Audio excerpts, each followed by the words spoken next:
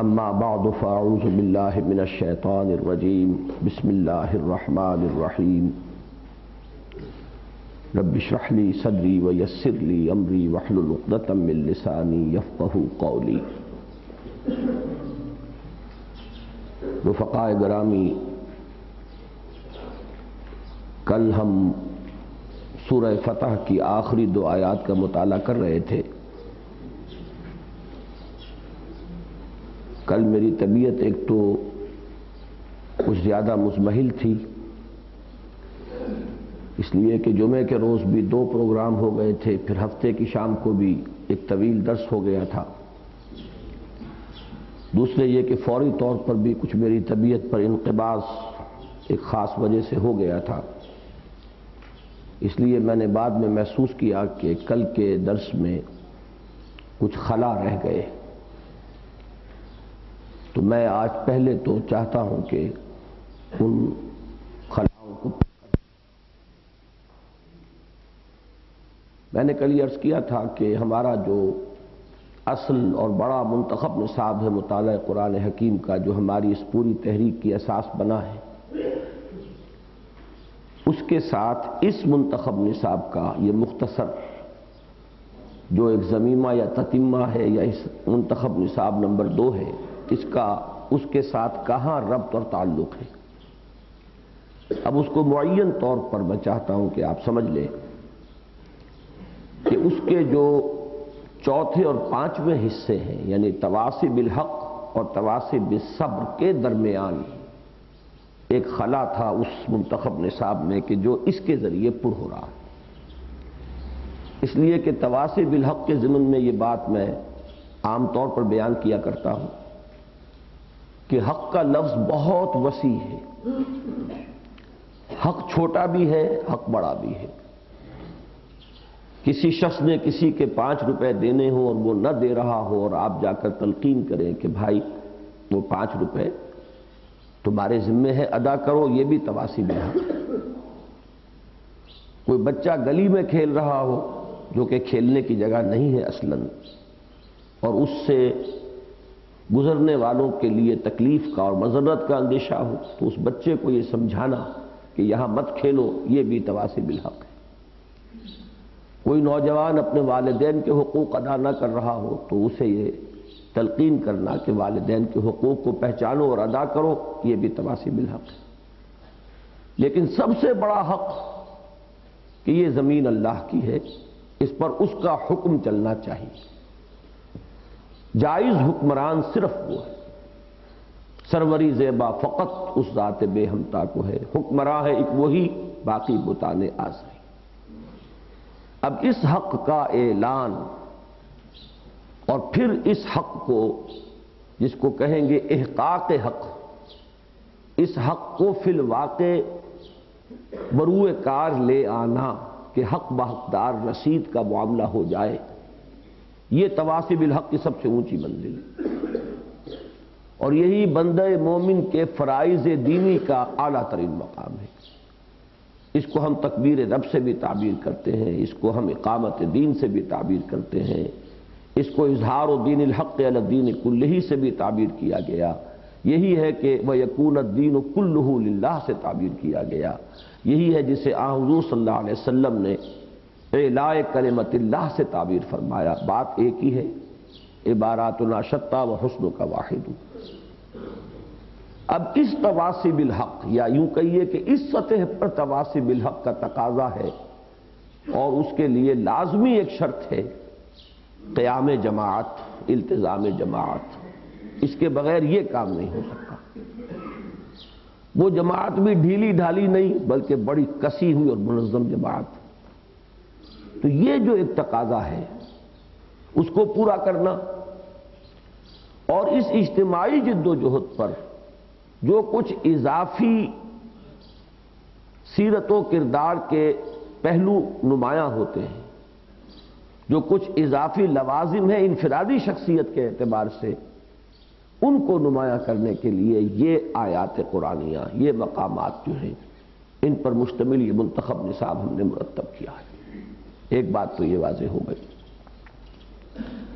دوسرے یہ کہ آیہ مبارکہ هو الذی ارسل رسولہ بالہدی ودین الحق لیظہرہ علی الدین کلہ ولو کرہ المشرکون، اس پر سیر حاصل گفتگو ہمارے دروس میں بھی ہو جاتی ہے سورہ صف کے حوالے سے، اور اس پر میری تحریر بھی موجود ہے۔ فلہ الحمد، اللہ کا شکر ہے کہ ایک بہت ہی مناسب موقع پر اللہ تعالیٰ نے اس تحریر کی مجھے توفیق دے دی۔ یہ آیت بعین ہی انہی الفاظ کے ساتھ سورہ توبہ میں بھی آئی ہے، البتہ یہاں اس میں فرق ہے وَكَفَى بِاللَّهِ شَهِيدًا، بجائے لَوْ كَرِهَ الْمُشْرِكُونَ کے وَكَفَى بِاللَّهِ شَهِيدًا، اس سے ایک اضافی بات سامنے آ گئی کہ وہ جو میں کل بھی بیان کر چکا ہوں کہ لِيُظْهِرَهُ میں ضمیر فاعلی اور ضمیر مفعولی کے جتنے ممکن مراجع ہو سکتے ہیں ان سب کو سامنے رکھنے کے باوجود مراد اور معنی میں کوئی فرق واقع نہیں ہوتا، لیکن یہ کہ اس آیہ مبارکہ میں کفا باللہ شہیدہ نے معین کر دیا ہے کہ وہاں ضمیر فاعلی محمد الرسول اللہ ہی ہو سکتے ہیں، اللہ نہیں ہو سکتا، اس لیے کہ اللہ کو تو بطور گواہ لایا جا رہا ہے۔ گواہ ظاہر بات ہے کہ اس فعل کا خود کرنے والا نہیں ہوتا، وہ کوئی نہ کوئی اس کا غیر ہوگا۔ اب کفا باللہ شہیدہ، اس کے دونوں مفہوم ممکن ہے، کافی ہے اللہ بطور گواہ، اور یہ لفظ قرآن مجید میں آتا ہے بطور مددگار کے بھی، وَادْعُوا شُهَدَاءَكُم مِّن دُونِ اللَّهِ إِن كُنتُمْ صَادِقِينَ، سورہ بقرہ میں جہاں چیلنج کیا گیا ہے وَإِن كُنتُمْ فِي رَيْبٍ مِّمَّا نَزَّلْنَا عَلَىٰ عَبْدِنَا فَأْتُوا بِسُورَةٍ مِّن مِّثْلِهِ وَادْعُوا شُهَدَاءَكُم مِّن دُونِ اللَّهِ إِن كُنتُمْ صَادِقِينَ۔ تو یہ شہید بمانی مددگار کے بھی ہے، بلا لو اپنے مددگاروں کو، تو کافی ہے اللہ بطور مددگار، چاہے کافی ہے اللہ بطور گواہ لے لیں، چاہے کافی ہے اللہ بطور مددگار لے لیں، تو معلوم ہوا کہ یہاں اس فعل کا فاعل جو ہے اصلاً وہ در حقیقت اللہ نہیں ہے بلکہ محمد الرسول اللہ ہے۔ تیسری بات یہ واضح ہو گئی کہ یہاں صرف ایک فرد جو ہے اگرچہ امت کے نمائندے کی حیثیت سے، داعی اول کی حیثیت سے نمایاں انہیں کیا گیا ہے، لیکن یہ بھی ثابت ہو گیا کہ یہ کام تنہا ان کے کرنے سے نہیں ہوگا۔ اس بات کا اضافہ کیا گیا سورہ صف میں اس طور سے کہ اس آیت کے فوراً بعد پکارا گیا اہل ایمان کو، یا ایھا الذین آمنوا هل ادلکم علی تجارۃ تنجیکم من عذاب علیم تؤمنون باللہ ورسولہ وتجاہدون فی سبیل اللہ باموالکم وانفسکم۔ فرض منصبی محمد الرسول اللہ کا ہے صلی اللہ علیہ وسلم، لیکن اس کے لیے تن من دھن کھپانا ذمہ داری ہے ان کی جو مدعی ہے اللہ پر اور محمد پر ایمان کے صلی اللہ علیہ وسلم۔ لہذا یہ ایک اجتماعی جدوجہد ہو سکتی ہے، اس کے بغیر اس مقصد کا حصول ممکن نہیں۔ یہاں اس کو واضح کر دیا فوراً الفاظ لا کر محمد الرسول اللہ والذین معہ، یہ ایک اجتماعی جدوجہد ہوگی محمد الرسول اللہ صلی اللہ علیہ وسلم اور ان کی جو ان کے ساتھ ہے رضی اللہ تعالی عنہم اجمعین۔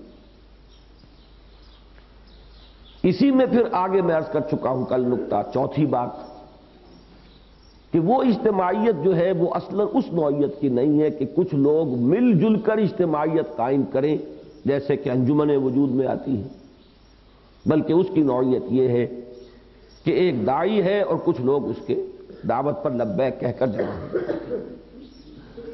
وہاں اس کو ظاہر کیا من انصاری اللہ نحن انصار اللہ سے، یہ مکالمہ جو ہے اس میں اس بات کو واضح کر دیا، یہاں یہ محمد الرسول اللہ والذین معہ سے بات واضح ہو گئی۔ پانچویں بات کہ اب والذین معہ میں کیا اوصاف مطلوب ہیں، ان کے لیے بھی ذہن میں یہ رکھیے کہ جیسے 3 ڈائمینشنل اسپیس کا کانسیپٹ ہے، اور میں اس تشبیہ اور تمثیل کو استعمال کیا کرتا ہوں کہ یہ جو ہمارے بین الانسانی علائق ہیں، خاندان کا ادارہ جو وجود میں آتا ہے اس کا بھی وہی 3 ڈائمینشنل اسپیس کا کانسیپٹ سامنے آتا ہے۔ آغاز ہوا، شوہر اور بیوی دو ہیں، اولاد ہو گئی، سیکنڈ ڈائمنشن ایڈ ہو گئی، اب وہ شوہر اور بیوی والدین ہو گئے، یہ اولاد کئی جب ہو گئے، اس میں کثرت ہو گئی تو تھرڈ ڈائمنشن ایڈ ہو گئی، اب ان میں رشتہ اخوت، یہ تین ڈائمنشنز ہیں ایک خاندان کے ادارے کے۔ اسی طریقے سے جو جماعت اس جد و جہد کے لیے کمر کسے، اس کے بھی جو مطلوبہ اوصاف ہیں ان کو آپ تین ڈائمنشنز کے حوالے سے سمجھ لیجئے۔ اس میں اولین ڈائمنشن کیا ہے؟ جہاد، جان مال کھپانا، انفاق مال بذل نفس کہہ لیں یا جہاد بالمال اور جہاد بالنفس کہہ لیں، کوئی فرق واقع نہیں ہوتا۔ یہ وہ چیز ہے جو ہمارے اس منتخب نصاب میں بتمام و کمال آ چکی۔ سورہ صف میں پکار لیا گیا، وہ آ گئی۔ پھر یہ کہ سورہ توبہ میں اس آیہ مبارکہ سے کچھ ہی پہلے وہ آیت آ گئی، قُلْ إِنْ كَانَ آبَاؤُكُمْ وَأَبْنَاؤُكُمْ وَإِخْوَانُكُمْ وَأَزْوَاجُكُمْ وَعَشِيرَتُكُمْ وَأَمْوَالٌ اقْتَرَفْتُمُوهَا وَتِجَارَةٌ تَخْشَوْنَ كَسَادَهَا وَمَسَاكِنُ تَرْضَوْنَهَا أَحَبَّ إِلَيْكُم مِّنَ اللَّهِ وَرَسُولِهِ وَجِهَادٍ فِي سَبِيلِهِ فَتَرَبَّصُوا حَتَّىٰ يَأْتِيَ اللَّهُ بِأَمْرِهِ وَاللَّهُ لَا يَهْدِي الْقَوْمَ الْفَاسِقِينَ۔ پھر اس جہاد میں اس سے کنی کترانے کا جو نتیجہ ہے، اس کی سزا ہے نفاق، وہ بھی اس منتخب نصاب میں آ چکا۔ سورہ منافقون ہم پڑھ چکے، سورہ حدید کے اندر وہ بات آ چکی۔ اس جہاد کے لیے ابتدائی طریقہ کار کیا ہے کہ اس کا آلہ ہے قرآن مجید، اور اساسی منہاج یہی ہے، یتلو علیہم آیاتہ ویزکیہم ویعلمہم الکتاب والحکمہ، یہ سورہ جمعہ میں آ چکا۔ پھر اس جہاد میں صبر اور مصابرت کی ضرورت پیش آتی ہے، اس پر پورا ہمارا منتخب نصاب کا حصہ نمبر 5 ہے۔ تو ایک ڈائمنشن تو وہاں بتمام و کمال زیر بحث آ چکی ہے۔ دوسری ڈائمنشن کیا ہے کہ ویسے تو عام اخلاقی سطح پر، معاشرتی سطح پر، سماجی سطح پر اور دین کے اصل خلاصے اور لب لباب کی حیثیت سے وہ دو چیزیں بھی ہمارے منتخب نصاب میں آ چکی ہیں۔ مسلمانوں کا باہمی رشتہ اخوت سورہ حجرات میں آ چکا ہے، انما المؤمنون اخوۃ فاصلحوا بین اخویکم واتقوا اللہ۔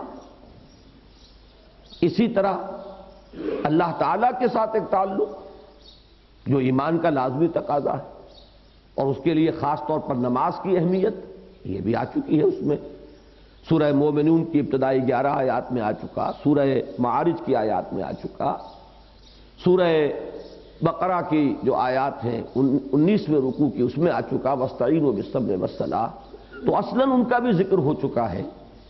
لیکن یہ کہ ان دونوں ڈائمنشنز میں، یعنی ایک تعلق ہے اپنے ساتھیوں سے، ہم مقصد ساتھیوں سے، ایک تعلق ہے اللہ سے جس کے لیے یہ کام کر رہے ہیں، ان کی ایک اضافی شان ہے کہ جو اس سطح پر آ کر نمایاں ہونی چاہیے۔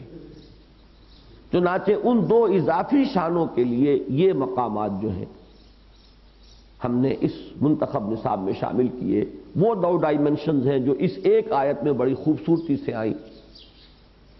محمد الرسول اللہ والذین معہ اشداء علی الکفار رحماء بینہم۔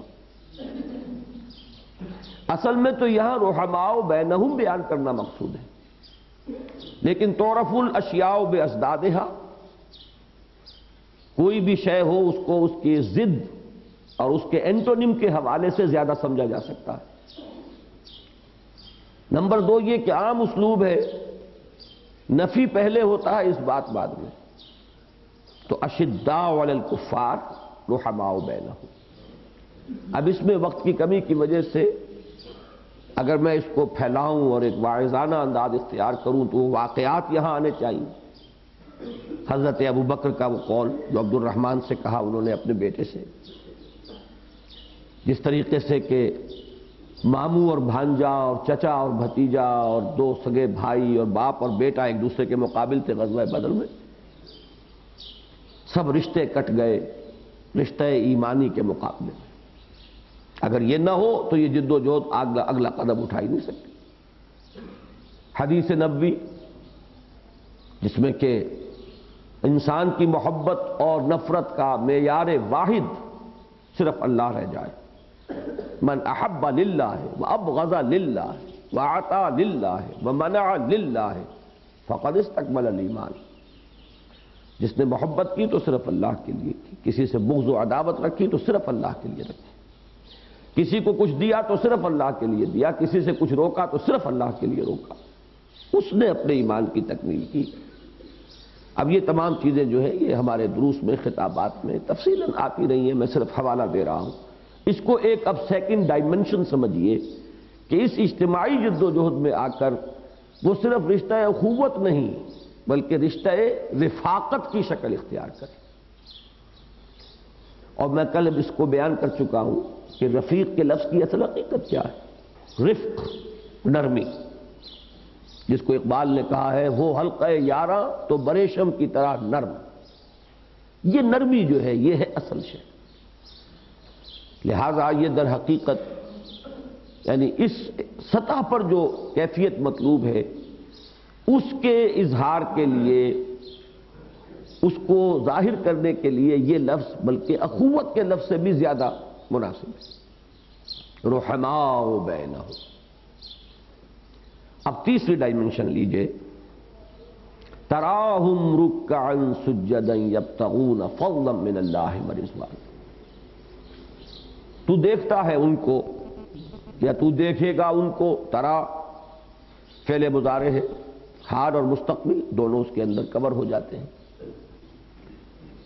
صحابہ کرام کا یہ نقشہ بالفعل تھا، ہر دیکھنے والا بچشم سر دیکھ رہا تھا، اور آئندہ بھی یہ جد و جہد کامیاب نہیں ہوگی کبھی جب تک کہ اس کا ایک عکس جو ہے ان لوگوں کے اندر موجود نہ ہو کہ جو اس کام کا بیڑا اٹھائیں اور اس کا دائیا لے کر اٹھیں۔ تو دیکھتا ہے ان کو یا تو دیکھے گا ان کو سجدہ کرتے ہوئے، رکوع کرتے ہوئے، اپنے رب کے فضل کو تلاش کرتے ہوئے اور اس کی رضا کی تلاش میں، اس کی رضا کے جویا۔ یہ ہے وہ تھرڈ ڈائمنشن، تعلق مع اللہ۔ اس لیے کہ ہر کام کا ایک محرک ہوتا ہے، اس کام کا محرک واحد اگر اللہ کی رضا نہیں ہے تو اب یہ پولیوٹ ہو گیا، اب اس میں ملاوٹ ہو گئی۔ اس کو ایک اعتبار سے ہم شرک سے بھی تعبیر کریں گے، اس لیے کہ خلوص و اخلاص توحید کا لازمی تقاضا، اور ریا و سمعہ یہ شرک ہے، شرک خفی ہے، لیکن شرک خفی شرک تو ہے۔ من صلی یرائی فقد اشرکا ومن صام یرائی فقد اشرکا ومن تصدق یرائی فقد اشرکا۔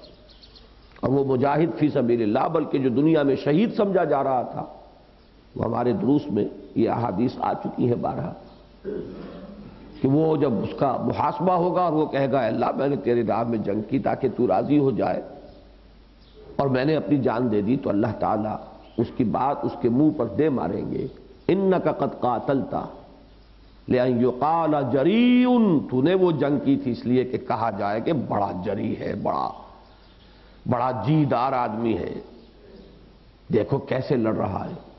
وقد قیلا، وہ کہا جا چکا، تمہاری مراد مل چکی، اب یہاں کچھ نہیں ہے، اور فرشتوں کو حکم ہوگا اور منہ کے بل گھسیٹتے ہوئے اسے جہنم میں جھونک دیں گے۔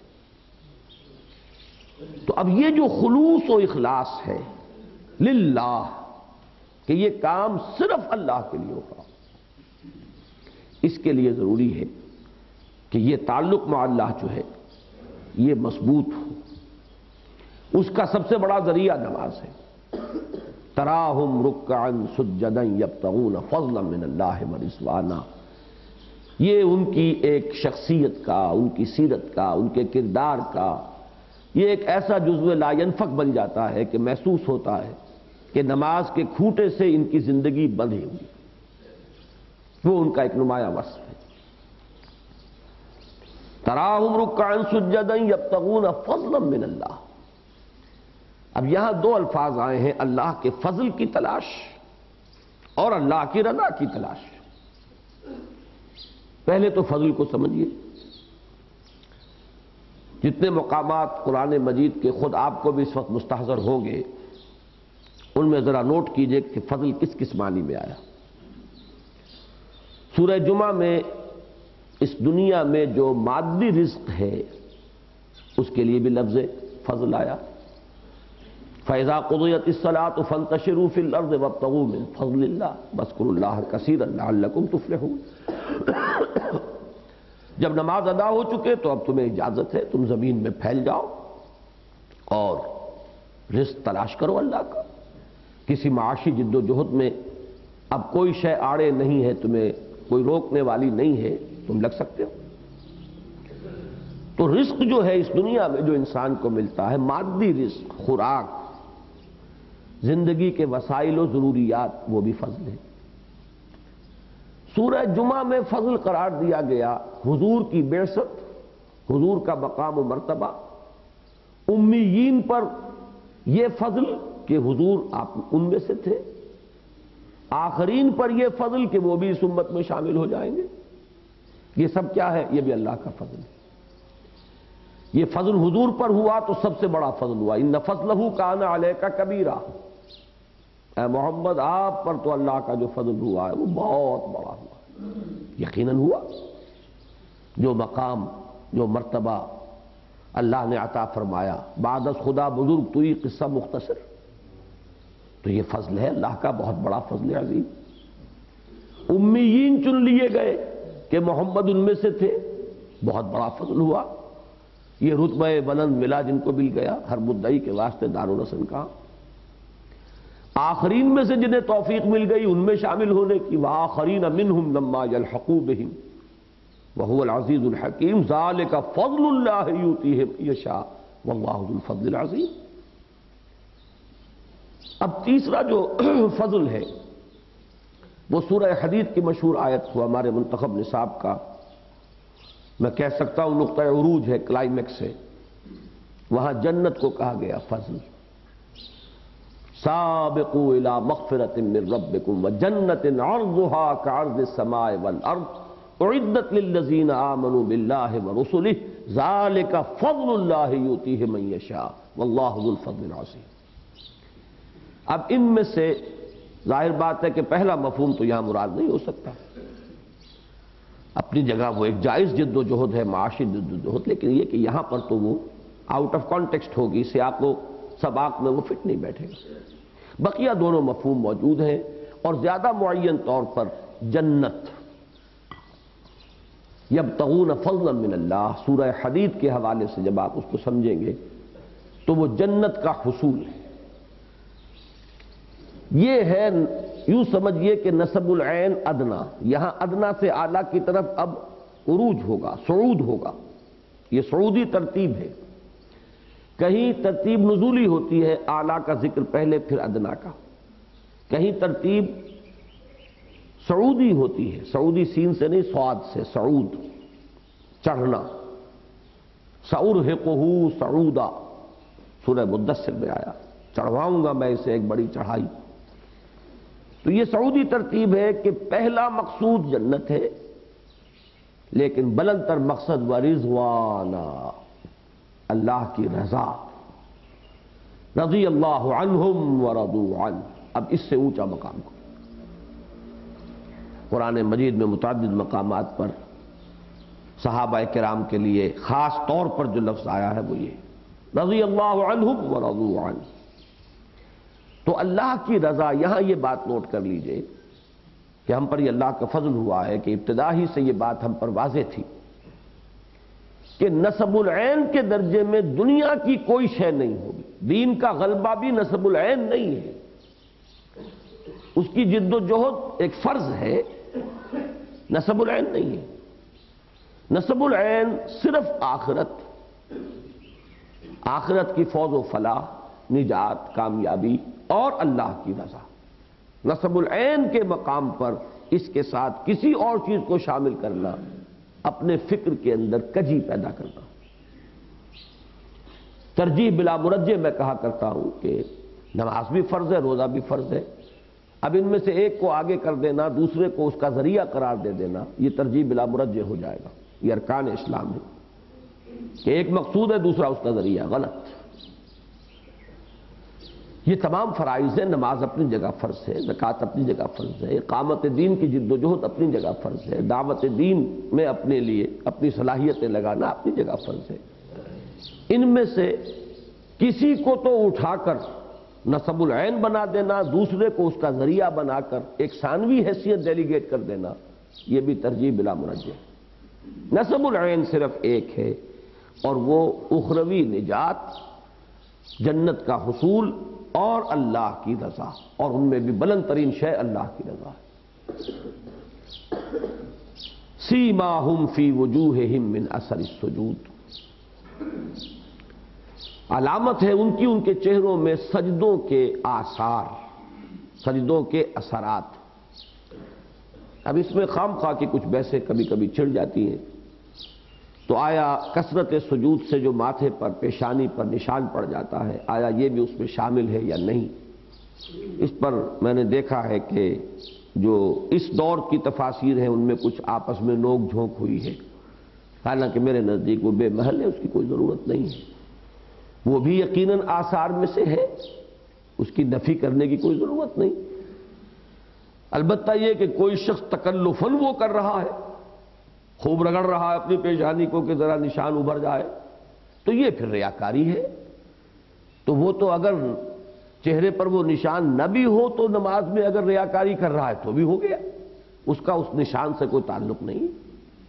باقی یہ بات بھی ہے کہ صرف وہی ایک اثر نہیں ہوتا چہرے میں، وہ تو چہرے کی ایک خاص ایک کیفیت ہوتی ہے جو ایک مقام بندگی کا اس سے ظہور ہو رہا ہوتا ہے، محسوس ہوتا ہے کہ یہ اللہ کے بندے کا چہرہ ہے۔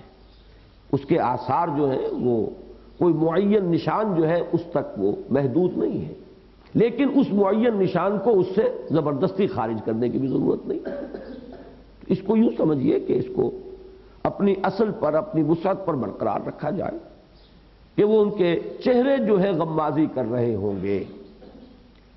مجھے یاد آیا وہ جو شکوہ مشہور نظم ہے کہ کیا قیامت ہے کہ خود پھول ہے غماز چمن، لے گئی بوئے چمن